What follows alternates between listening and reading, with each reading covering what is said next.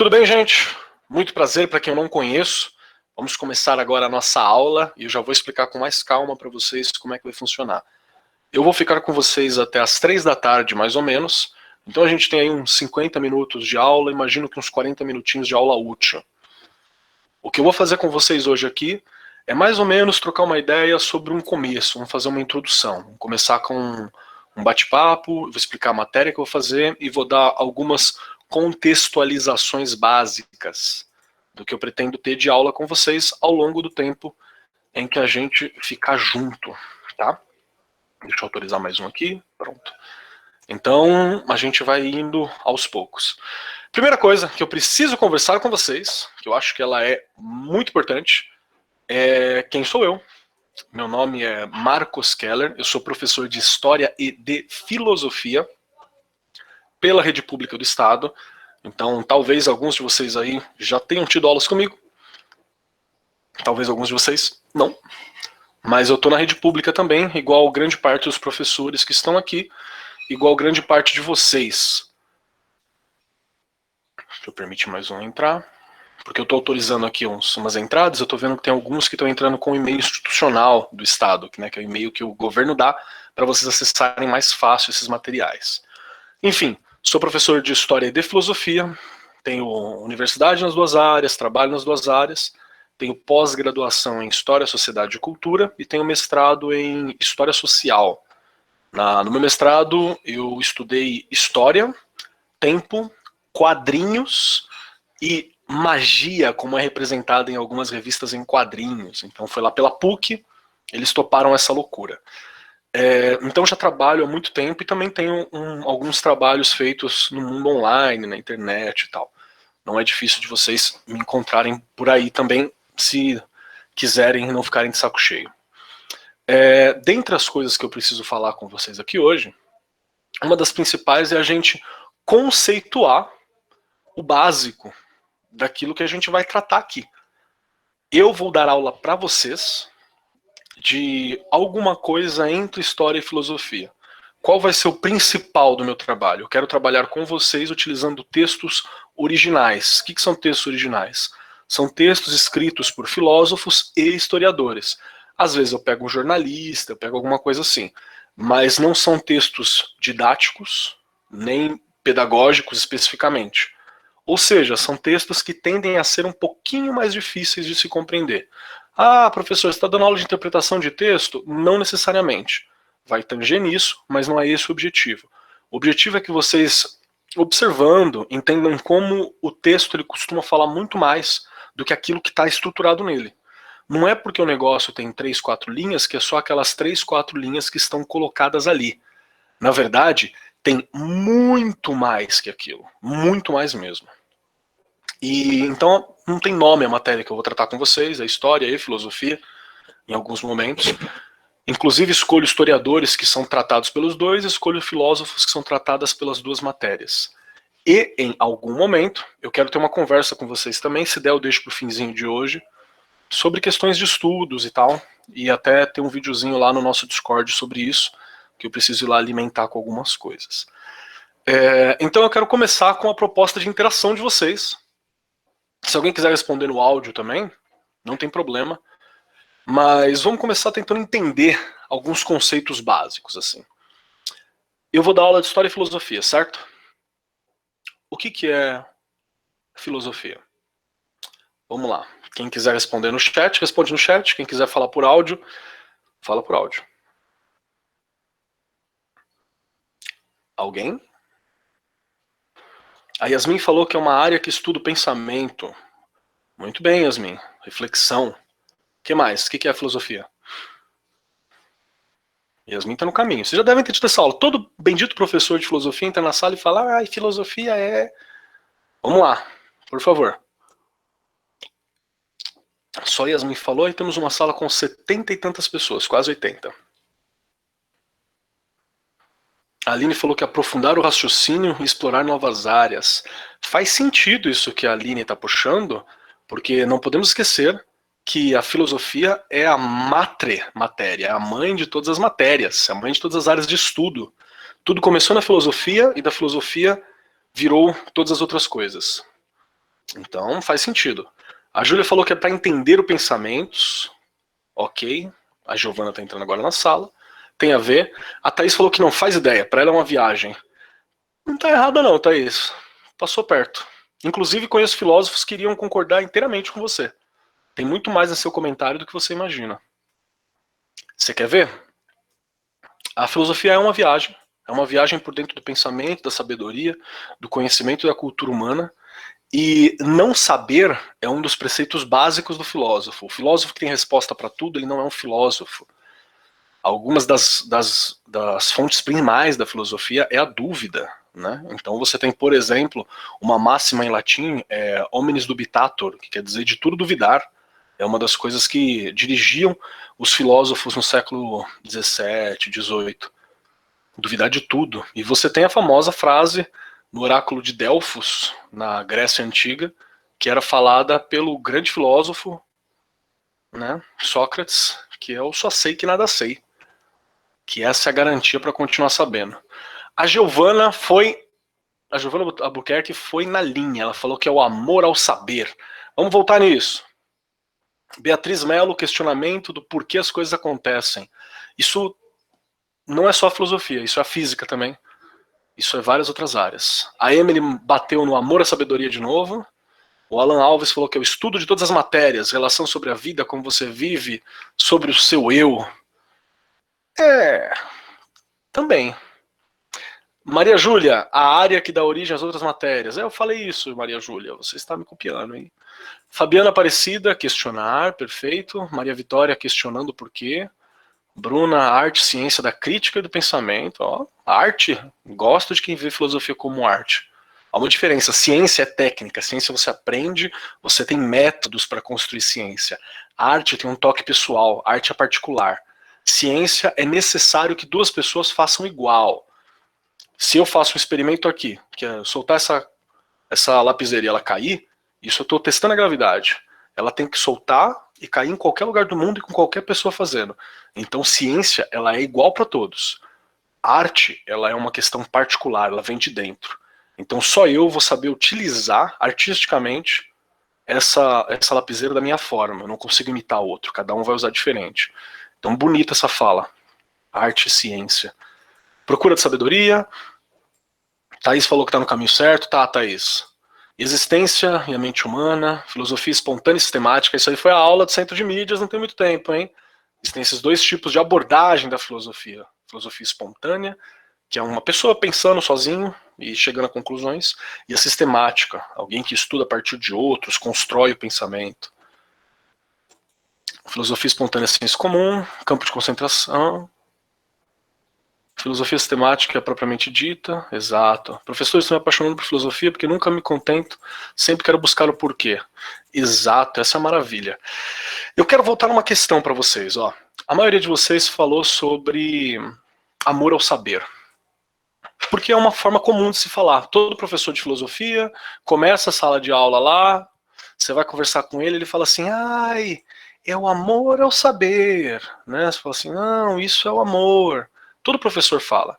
Eu quero apresentar para vocês uma janela minha, que vai projetar aí, tentem achar a janela que eu estou projetando. Deve ficar em destaque, mas se não ficar, tudo bem. Eu projetei agora aí essa tela aqui. Está escrito Os Quatro Amores. É da Wikipedia. Ah, Wikipedia, Keller. Sim, Wikipedia é uma fonte válida de conhecimento. Tem muita coisa ali que é importante vocês darem uma olhada assim. Ah, eu vou copiar da Wikipedia para fazer trabalho e tal. Aí não sei, mas é uma boa fonte para vocês pesquisarem. E quando a gente fala amor à sabedoria, a palavra, quando a gente fala amor à sabedoria, a palavra falada é filosofia. Sofia é uma palavra antiga para sabedoria, né, conhecimento, e filo é uma forma de amor. Olha que estranho. A gente fala amor ao saber, mas que amor é esse? Os gregos, classicamente, eles tinham 4 tipos de amores diferentes. Depois, a gente aumenta ele até 7 amores. Mas na Grécia clássica, eram 4 amores. O amor fraternal, que é o storge, o amor da amizade, a filia, O amor romântico, que é o eros, e o amor incondicional, que é a ágape. Quando eu tô falando de filosofia, eu não tô falando, a gente não fala Storge Sofia. A gente não fala assim. Então não é o amor de família, não é o amor fraternal. Eu não vejo a filosofia como se fosse uma irmã, uma filha, um pai. Não é isso. A filosofia não está aqui para, como um pai, me dar todas as respostas. A filosofia não está aqui como uma mãe para me ajudar e me trazer leite quentinho, para me mimar. A filosofia não está aqui para falar as coisas que eu quero, que eu gostaria e que vai me ajudar a desenvolver e a crescer só. Não é essa a função. Se fosse, ela se chamaria História de Sofia. Ela não chama assim. Se a gente for lá para baixo, ágape. Ágape é o amor incondicional, é chamado de o amor dos deuses. Só os deuses podem sentir ágape. Tá aqui embaixo. É o amor divino. Até um livro do padre Marcelo Rossi chamado Ágape também, que eu não li. Minha avó acha que é legal, eu caguei. Mas ele fala sobre como que os deuses amam o amor para com a existência, o amor de Deus com os elementos da natureza, o amor de sustentar essa realidade. Essa é a parada. Filosofia não é isso também. Senão se chamaria Ágape Sofia. Não é esse tipo de amor. Sobrou dois, filia e eros. Eros é o amor baseado, aqui está falando da dedicação ao bem maior, que é um amor pragmático. Aqui a gente fala também do amor tesão, o amor sensual, é um amor que você quer algo, você quer tirar algo dali. Então você tem aquele amor básico, aquele amor que vocês sentem, que o adolescente, o jovem, o adulto que ama sente, é o tesão. Eu quero transar, eu quero tocar, eu quero sentir, eu quero cheirar, eu quero estar perto da pessoa. Esse é o amor no sentido romântico que a gente fala, muitas vezes ligado à sexualidade, como eu disse aqui. Tá aqui embaixo.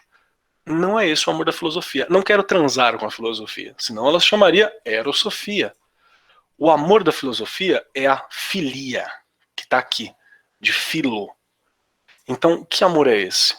A Wikipedia está descrevendo, dizendo que ele é um amor de uma forte ligação entre as pessoas, que compartilham interesse e uma vida comum. É amizade de companheirismo.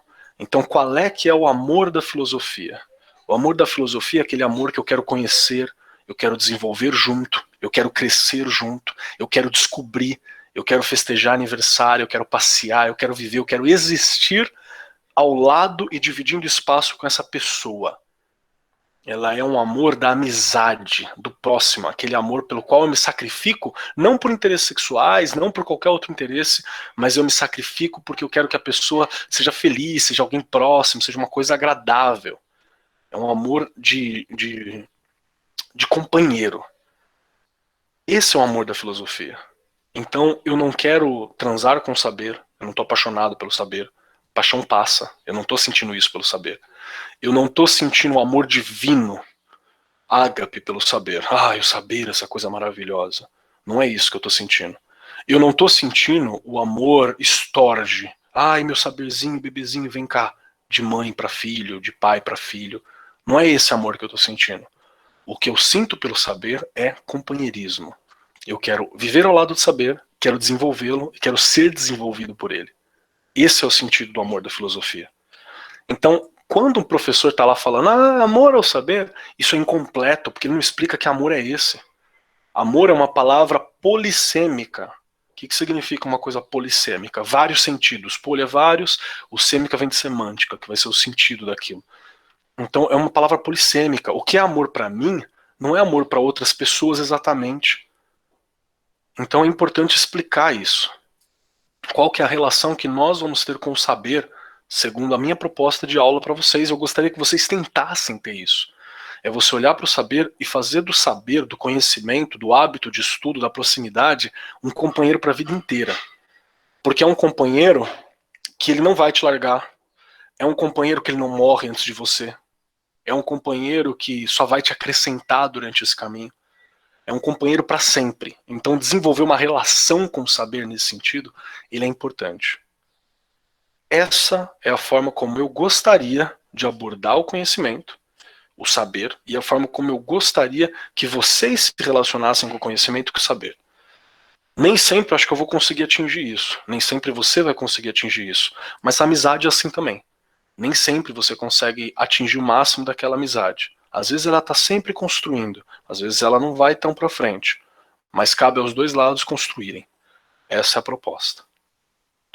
Até aqui deu para entender? Alguém não sacou isso que eu falei agora? Manda um salve aí nas mensagens. Tranquilo? Então, Fabiana falou que tá tranquilo, eu vou entender que tá tranquilo para todos, hein? Fabiana tem cara de ser uma pessoa que eu posso confiar. A gente falou agora sobre filosofia. Agora eu quero conversar com vocês rapidamente sobre história, já que é as duas que a gente vai tratar. Então agora, história. O que, caralhinhos voadores, é história? Vamos lá. No chat. Explica para mim história. Filosofia ainda dá um desconto, porque vocês têm filosofia, a maioria vai ter filosofia há 1 ano, 2 anos, estourando 3 anos se você tiver no terceiro, 4 anos se você for repetente. Agora, história, você tem desde o primário, você tá aí, sei lá, 8 anos de história. Então, vamos lá. A Yasmin, sempre ali, primeira, passagem dos seres na Terra, boa. Estudo do passado para entender o futuro. Não é isso não, Júlia, mas tá quase. Larissa, história para mim é o passado e o estudo dele. Júlia falou que é o presente. Ah, entendeu o presente, melhorou, Júlia. Aline Araújo, eu enxergo muito a história como uma forma de aprender com o passado, não repetir os mesmos erros e evoluir. Essa é a ideia, né? Estamos fazendo? Não sei, mas essa é a ideia. O que mais? Mais alguém quer falar alguma coisa sobre história?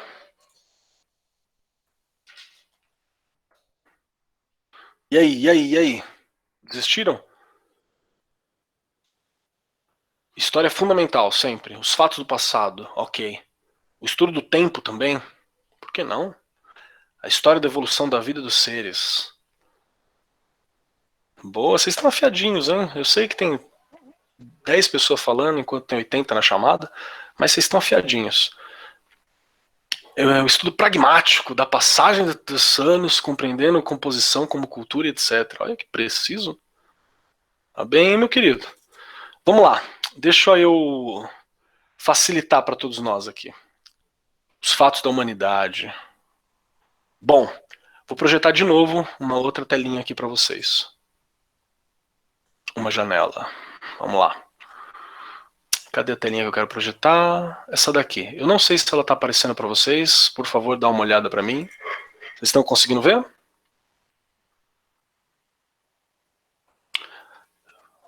Olha aí. Apareceu? Então tá bom. Thaís falou que apareceu, Gabriele falou que apareceu, Yasmin falou que apareceu. Esse livro é o livro de um historiador chamado Yuval Noah Harari. Ele é um livro mega simples, mega rápido para se falar. Ah, tem gente falando que a tela agora tá preta. Vê se continua preta. Tudo bem, a tela tá preta. Então, vou projetar de outra forma. Pera aí. Deixa eu cancelar essa apresentação. Permitir. Calma que eu vou projetar de outra forma, meus amores. Eu desconfiei que a tela podia ficar preta mesmo. Foi uma coisa que eu pensei a respeito. Deixa eu permitir a entrada do Vinícius Oda. E agora eu vou projetar em outra janela. Aqui. Agora vai, hein? Ah, agora sim, né? Obrigado, agora foi. Esse daqui é o livro, vou ocultar isso, de um historiador chamado Yuval Noah Harari. Ele é um historiador judeu. Ele dava aula na Universidade de Tel Aviv, em Israel. E ele é um cara bem bacana, assim, nas falas dele e tal. Ele é meio ateuzão, que é sempre engraçado, né? Você vê um judeu ateu. Mas ele tem uns olhares muito bacanas sobre a cultura. E esse livro é um livro muito fácil de se ler. Quem quiser, você acha o PDF dele inteirão aí. Dica aqui no site de onde eu peguei. E ele tem um início onde eu acho que ele explica muito bem algumas coisas e a definição do que é história. Eu vou dar uma lida para vocês aqui. Quem quiser, me acompanha, por favor. A Bianca disse que leu o Homo Deus. Sim, o Homo Deus é muito bom, cara.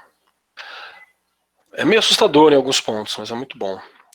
É que ele tá, no Homo Deus, e o Val tá indo para um campo que historiadores normalmente não vão, né? Que é para falar do futuro. Aqui ele está se apegando à construção desse passado, né? Vamos lá. Ele começa falando assim, isso é o primeiro capítulo, chama Um Animal Insignificante, e esse animal é o ser humano.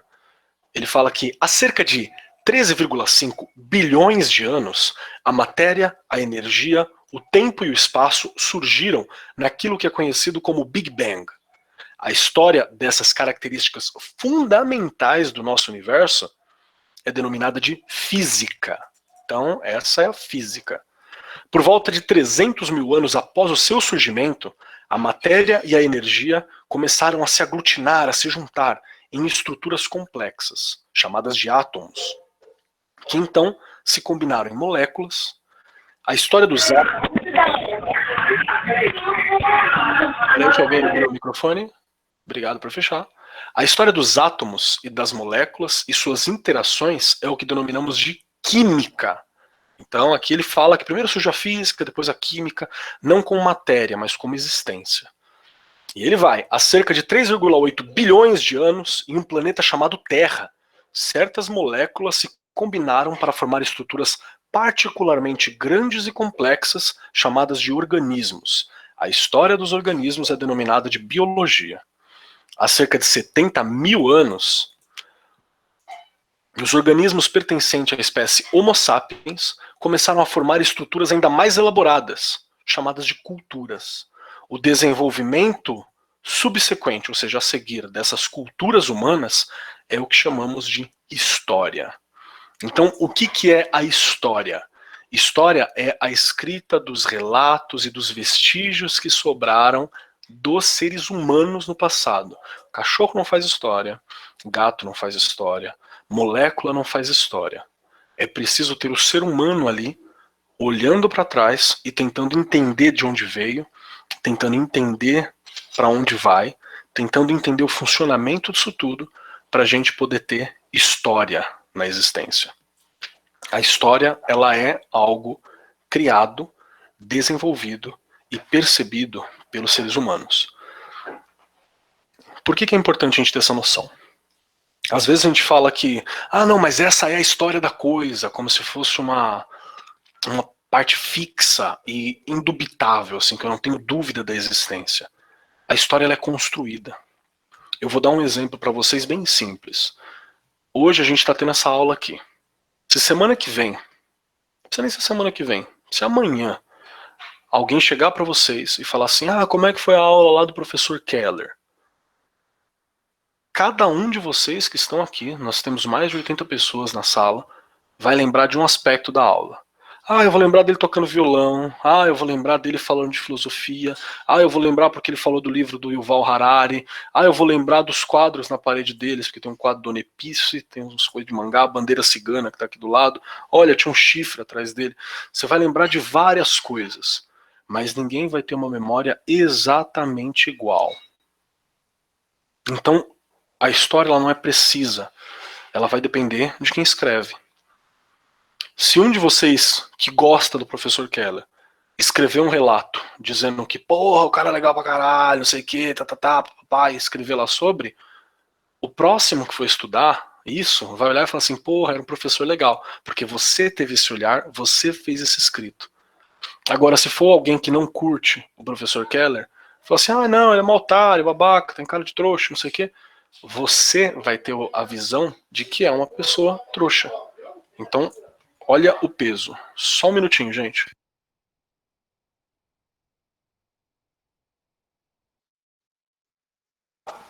Tá, ok. Aqui tem, acho que é alguém mexendo na telha ali. Então, vai variar muito para quem escreve, quem desenvolve esse trabalho. É por isso que história, ela precisa ter um critério científico para ser construído. Para ter certeza que eu vou fazer o possível não para ser neutro, mas para aplicar um olhar ali, que ele seja um olhar que tenha base. Hoje em dia, no Brasil e no mundo, a gente está vivendo um momento que a gente chama de guerra de narrativa. As pessoas não estão preocupadas com a história, elas estão preocupadas em contar a sua própria história a respeito daquilo que aconteceu.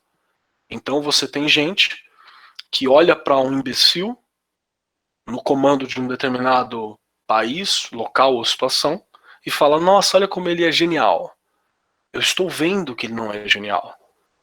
Tem dados que ele não está sendo genial, mas a pessoa escolhe observar aquilo com o olhar da genialidade.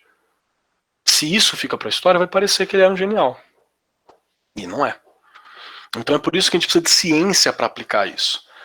E precisa de pessoas empenhadas em realizar o processo histórico. E aí tem uma coisa que a gente precisa falar, que é como eu, o professor Keller, pretendo observar a história. Até aqui, ok, gente? Dúvidas? Manda ali no... Ok, a Bruna falando que tá ok.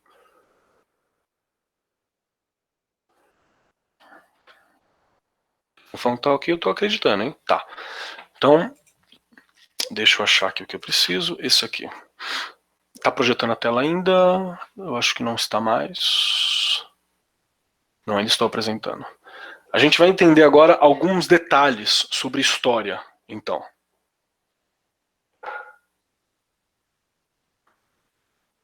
Pedro, vai estar salvo para você ver depois, meu querido. Não vou voltar atrás não, desculpa. Que é pra frente que nós anda. Vamos lá, meus amores. Aqui a gente tem um texto escrito por um cara que outra hora a gente vai falar sobre ele, que é um mano chamado Walter Benjamin. Walter Benjamin também era judeu, e ele era judeu em um período um pouco difícil, né? Ele escreveu a tese sobre a história, que é esse material que a gente vai dar uma olhada rápida agora. Ele escreveu por volta de 1940. Ele era alemão. Quando você é um judeu alemão em 1940, você não está bem, tá? Porque tinha um governo que assumiu o poder naquela época, que hoje você conhece como nazismo. Então, uma hora a gente fala sobre a história desse cara, que eu tenho uma aula específica a respeito dele, estudando mais sobre a tese da história. Pode até ser a nossa próxima aula. Mas eu quero puxar a definição do Benjamin sobre história.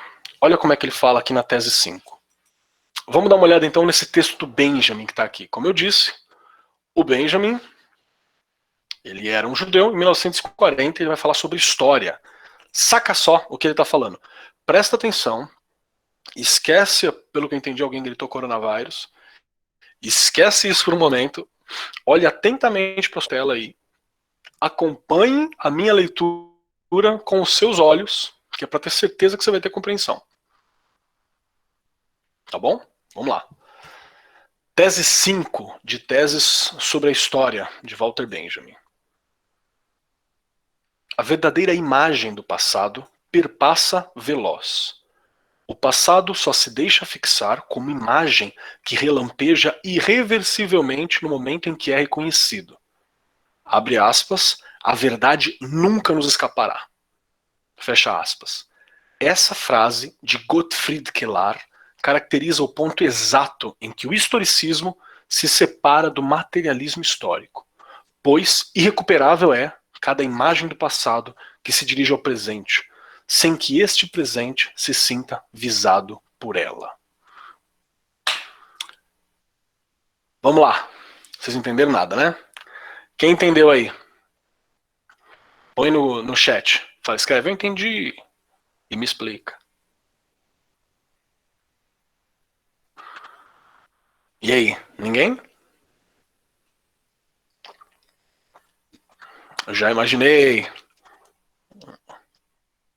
Não entenderam, né? Tá vendo por que é importante a gente trabalhar com análise de textos originais? Se me cai um texto desse, nesse estilo, em alguma prova, vocês estão lascados. Então vamos lá, junto comigo, já que vocês boiaram.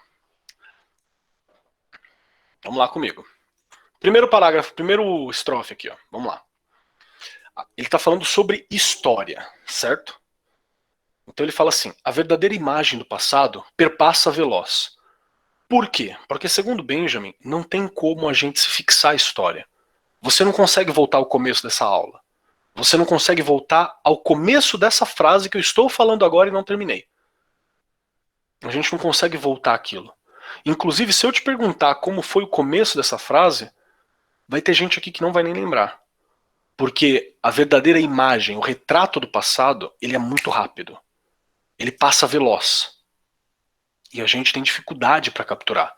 Não dá pra gente fixar o passado, não dá pra me segurar o passado. Mesmo que eu tenha a gravação disso, a gravação ela é limitada. Essa gravação aqui só tem eu, ela não tem o que você está fazendo na sua casa nesse momento.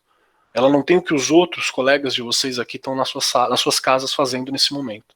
É limitado, é pouco. Então o passado ele perpassa veloz. E aí ele fala, mesmo o passado sendo rápido, sendo uma coisa que você não consegue capturar, ele só se deixa fixar. Então tem uma forma de eu capturar o passado como imagem que relampeja irreversivelmente no momento que é reconhecido. Então, o que acontece? Ele é irreversível, não tem como voltar, mas eu consigo capturar imagens do passado. Eu não consigo capturar o contexto inteiro, eu não consigo ter a imagem inteira. Eu consigo ter um print de um determinado momento. O que é esse print? Pode ser um documento, pode ser uma foto, pode ser um registro, pode ser um livro, pode ser pode ser um osso de uma determinada cultura, pode ser uma série de coisas, mas é um registro daquilo. E esse registro é o momento em que esse passado é reconhecido como passado. A gente percebe ele e a gente tenta fixar ele. O Alan falou, então a gente se lembra de algo embaçado na mente, quer dizer isso, quer dizer que a lembrança já está errada. A lembrança não é o passado, a lembrança é a lembrança. E quanto mais, detalhe aqui sobre a mente humana, quanto mais você visitar uma lembrança, mais você vai modificar ela. A lembrança ela só é pura e próxima na primeira vez que você lembra. Se você for voltando nela, você vai editando aquele vídeo, aquela memória, ela vai mudando, ela vai acrescentando coisas do que você está vivendo na hora. É por isso que você vai, sei lá, ia, né, no rolê, no shopping com seus amigos, e o rolê foi uma merda. Um rolê chato pra caralho. Um rolê terrível. Mas aí, na hora que você volta na escola, depois pra conversar com os colegas, você fala, você lembra daquele momento do rolê em que a gente tava bagunçando no shopping, o segurança ficou atrás da gente? O segurança tava cagando e andando pra vocês. Não tá nem aí. Não olhou pra vocês. Mas porque um conta isso, o outro se lembra assim, altera a memória, e aí na memória de vocês fica um rolê da hora. Foi uma desgraça. Cada um no seu canto mexendo no celular, ninguém prestando atenção em ninguém. Mas na cabeça de vocês, ele vai sendo editado para parecer diferente. Isso acontece também com situações tristes. Às vezes você passa por um trauma que ele é muito difícil, por isso vira um trauma. Mas quando você vai revisitando aquilo cada vez mais, ele vai ficando pior às vezes. Por isso que você faz terapia, para saber uma forma de revisitar aquele momento sem piorar ele. Isso a gente faz.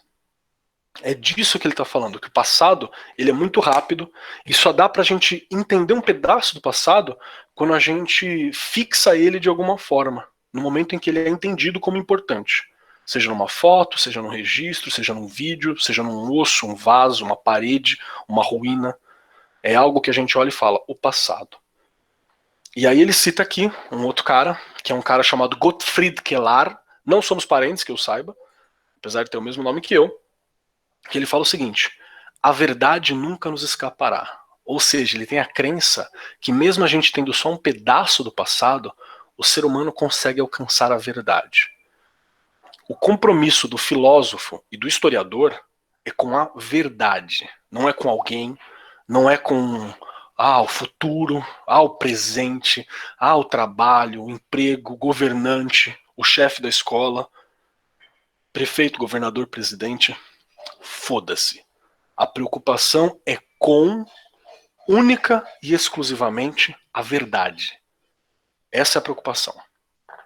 E aí ele ainda fala que ele divide para dois tipos de história diferentes.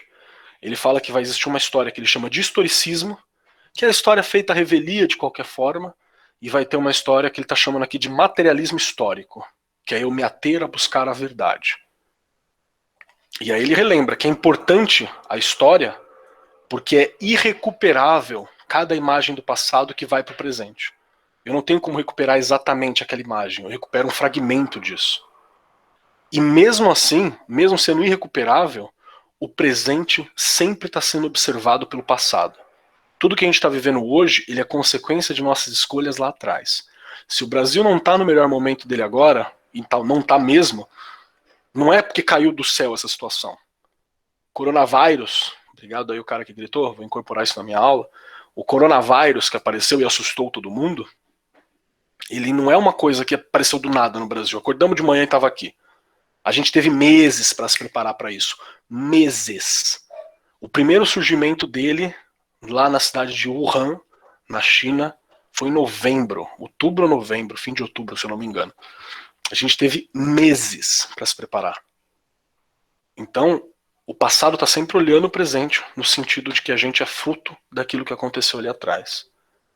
É isso que o Benjamin está falando. E aí, tem um último detalhe. Primeiro que assim vocês entendem por que a gente precisa estudar textos originais, né? Porque às vezes você vai ler um texto e você simplesmente não entende. Você é alfabetizado em português e não consegue entender. Mas tem um outro detalhe que eu acho importante aqui. Deixa eu achar ele. Melhor eu pesquisar. Buscar na página. Contra. Aqui. É isso que eu quero. Eu vou ler só esse parágrafo final aqui. Como é que eu tô de tempo? 10 minutos só. Eu vou ler só esse parágrafo final, depois a gente volta para as aulas sobre o Benjamin. Que ele fala o seguinte: assim como a cultura não é isenta de barbárie, não é tampouco, lembrando que cultura é aquilo que é estudado também pela história. Então aqui ele está falando da história também. Assim como a cultura e a história não é isenta de barbárie, de violência, de coisas ruins, não é tampouco o processo de transmissão da cultura. Então ele está dizendo aqui que a gente aprende história muitas vezes de maneira violenta. Por exemplo, eu boto meu cu na reta aqui que pelo menos metade de quem está aqui dentro tem ascendência em alguma minoria. Pelo menos metade. Posso dizer que é 90% tranquilamente. Mas pelo menos metade tem ascendência em alguma minoria étnica, sei lá. Descendente de indígena, descendente de pretos, que vieram para cá como escravos, foram escravizados para cá, descendente de judeu, cigano, descendente de um monte de coisa que são minorias étnicas. Tenho certeza que está aqui. E mesmo assim, mesmo você tendo sangue negro ardendo, ardendo no sangue de vocês, ardendo no corpo de vocês, pouco é falado sobre história africana ou história do Brasil africanizado. Pouquíssimo. Aí você vai para outra pessoa aí, não, eu sou aqui indígena, tem alguém pancararé aqui presente. Pouquíssimo é falado sobre os grandes impérios de povos originários que tiveram aqui na América Latina. A gente pouco fala, por exemplo, que nos Andes, próximo dos Andes, a gente teve civilizações que tinham cidades gigantescas, muito maiores do que eram as cidades europeias no mesmo período. A gente não fala sobre isso.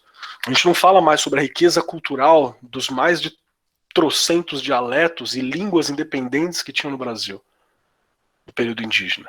A gente não conta essa história. A gente não conta a história sobre os judeus que vieram para cá e foram cristianizados à força, que vieram fugindo da Europa. A gente não fala sobre como o Brasil abrigou ciganos desde o primeiro navio que veio para cá, de Portugal. A gente não fala.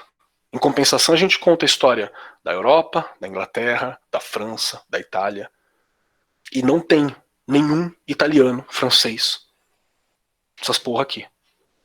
Mas eu sou descendente de espanhol. Beleza, você nasceu onde? Seu RG tá onde? Até hoje, eu tive, sei lá, 4 alunos que eram de outro país, para quem não se aplicava a essa fala que eu tô dizendo agora. E tá certo, ok. Não tem problema, não é pra se sentir culpado por ser assim. Quem tá culpado são quem nos ensina história, que não ensina a história do nosso povo, nem de onde a gente tá. E tem mais aqui ainda. Vamos ler mais um pouco aqui. Por isso, na medida do possível, o materialismo histórico, essa história correta, digamos assim, como o Benjamin fala, ela vai ser ensinada para se desviar da barbárie da cultura. Ou seja, eu não vou me preocupar em ficar contando do ponto de vista dessa galera que não sou eu. Obviamente que eu vou conhecer a história, Primeira Guerra, Segunda Guerra, porque são coisas que definiram a humanidade.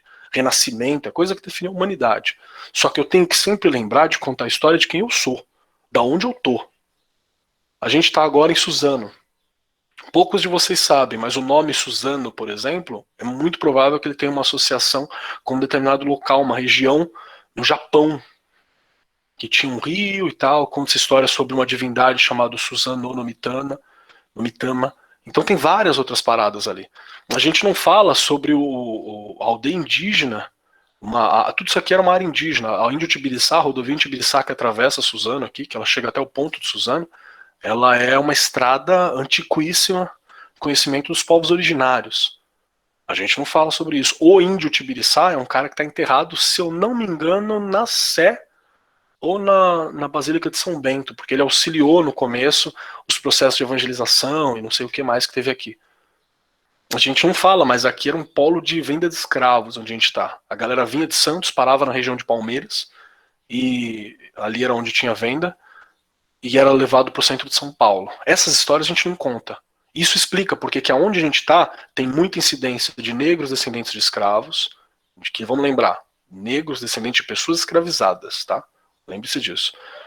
Indígenas que estão aqui presentes, a gente não vê isso. Então, na medida do possível, a nossa forma de estudar a história vai se desviar dessa barbárie que nos esqueceu.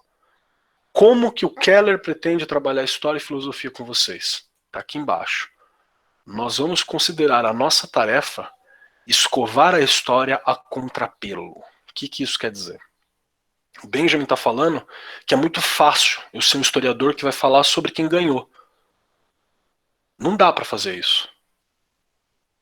Eu tenho que fazer história sobre todos que estavam presentes, especialmente quem perdeu. E deixa eu te falar uma coisa, meu amigo. Se você precisa num sábado, à tarde, fazer um cursinho pré-vestibular para tentar construir um futuro para você, não foi você que ganhou.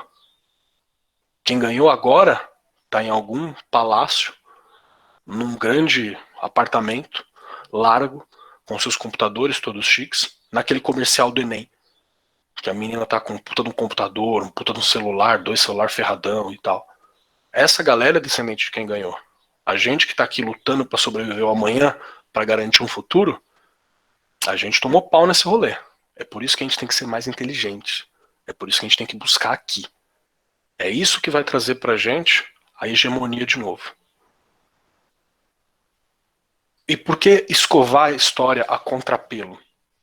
Já pegou teu cachorrinho, teu gato? Quando você passa paninho nele para dar uma escovada, se você escova na direção do pelo, tá tudo lindo. Você fala, nossa, olha que lindo isso aqui. Que gato maravilhoso. Olha, retinho o pelo, maravilhoso. Aí quando você vai a contrapelo puxar, na direção oposta do pelo, fica tudo desengrenhado. Aqui a barba do Keller. Olha que linda a barba do Keller, tudo para baixo. Se eu faço assim, ó, fica bizarro. Porque eu estou estudando, eu estou fazendo a contrapelo. Então, a contrapelo, na hora que você escova a história, a filosofia a contrapelo, é que você observa os problemas que tem ali. É que você observa as coisas que, na verdade, estão passando por cima. Eu acho um absurdo a gente passar por cima por várias dessas coisas. Isso é um problema. A nossa abordagem histórica e filosófica aqui vai ser analisar a contrapelo. Dúvidas?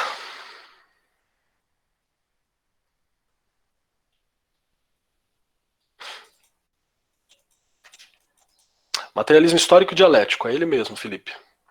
É que o Walter Benjamin, ele era rejeitado, na real, pelos marxistas da época, mas ele vinha de um estudo mais ou menos assim. Inclusive, ele foi abandonado pelo Partido Comunista Alemão na época. A galera não gostava dele, não. Ele é meio que um pária para todo mundo. Os nazistas queriam matar e os comunistas não queriam ajudar a salvar, que eram os inimigos dos nazistas nessa época. Assim como a história dos indígenas é contada pelo ponto de vista do não indígena, dizendo que o Brasil foi descoberto. Sim, isso é um absurdo, Cleidiane. Mas a verdade é que ele foi invadido. Exato. E tem coisa muito pior. Eu estava conversando com uma colega indígena, a G, e ela estava lembrando uma briga que teve esses dias na internet. Ela falou assim, não, porque, sei lá, muqueca de peixe é uma comida a baiana ou de Santa Catarina. Eu falei, não, cara, é uma comida indígena. Antes de Bahia, antes de Santa Catarina, era uma comida comida pelos povos indígenas. Então, assim como várias outras coisas que a gente come. Não é, é alemão, descendente de outra coisa. Não, é indígena. Verdade, professor, triste. Indígena italiano. Descendente de indígena. Pancararé, a Cleidiane, isso mesmo, Cleide. É louco. É louco.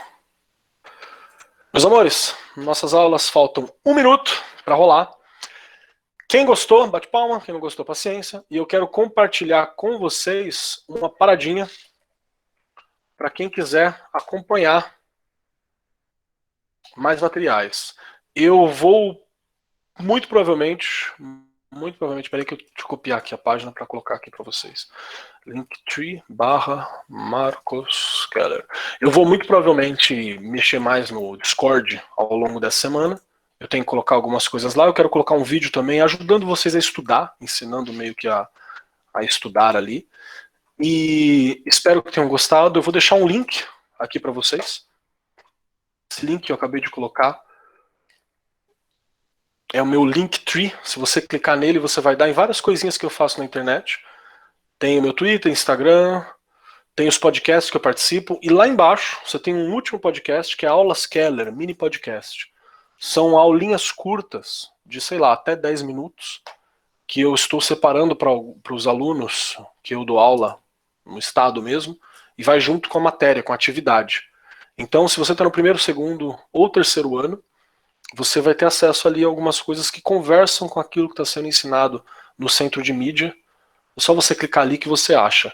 Se você procurar por Aulas Keller no Spotify, você também encontra. Tá bom? E é isso. Minha aula acabou agora. Quem quiser, clica aí no Linktree e qualquer coisa a gente conversa. Professor, pode postar o seu link no Discord? Vou postar lá, vou me lembrar de postar. Parece que a galera gostou da aula, fico muito feliz. Eu que agradeço a presença de vocês aqui. Muito obrigado, Fabiana. Obrigado, Thaís. Obrigado, Vinícius. Show de bola. Valeu, Aline. Valeu, Lúcia. É isso aí. Lindinhos, boa aula com o próximo professor.